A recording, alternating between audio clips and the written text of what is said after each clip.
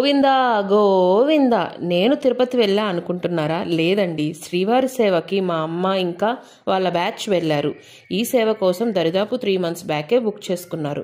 మా అమ్మ అయితే ఫస్ట్ టైం ఎక్స్పీరియన్స్ చేస్తుంది. ఇది యాక్సిస్ కార్డ్, ఇది 7 days వ్యాలిడిటీ అయితే ఉంటుంది. అమ్మకైతే అన్నదానంలో వేశారంట డ్యూటీ. ఇది 6 hours డ్యూటీ. ఇంకా మనకు ఓపిక ఉండి టైం ఉంటే వేరే సేవలు కూడా చేసుకోవచ్చు. అంటే లైక్ పువ్వులు కోయటం కానీ, జీడిపప్పులు కట్ చేయటం, కూరగాయలు కట్ చేయటం, ఇలా చాలా సేవలు ఉంటాయి. ఏది కావాలంటే అది చేసుకోవచ్చు. బట్ వాళ్ళు అలాట్ చేసిన టైం మాత్రం అదే డ్యూటీ చేయాలి. రిమైనింగ్ టైంలో మీకు ఓపిక ఉంటే చేసుకోవచ్చు సేవలు, లేదంటే చుట్టుపక్కల ప్రదేశాలు తిరగడానికి వెళ్ళొచ్చు.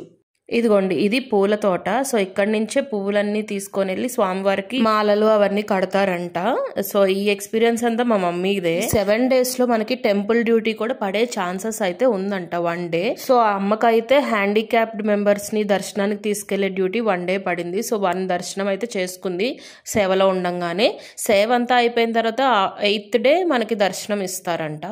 సో దర్శనం చేసుకొని అయితే ఇంటికి బ్యాక్ వచ్చేసారు. వచ్చేసిన తర్వాత తన ఎక్స్పీరియన్స్ అంతా షేర్ చేసుకుంది నాతో. సో ఆ ఎక్స్పీరియన్స్ నేను మీతో కూడా షేర్ చేసుకుంటున్నాను. డైలీ ఈవినింగ్ అయితే సహస్ర దీపాలంకరణ జరుగుతుంది. అప్పుడు స్వామివారు మాడవీధుల్లో తిరుగుతారంట. అప్పుడు ఇలాగా ఏనుగులతో చాలా బాగుంటుందంట, మేళాలతో. సో అమ్మ అయితే బాగా ఎక్స్పీరియన్స్ చేసింది, అది కూడా దగ్గరుండి. మేమైతే ఇంత దగ్గరగా ఎప్పుడూ చూడలేదు. సో మీరు కూడా చూడండి.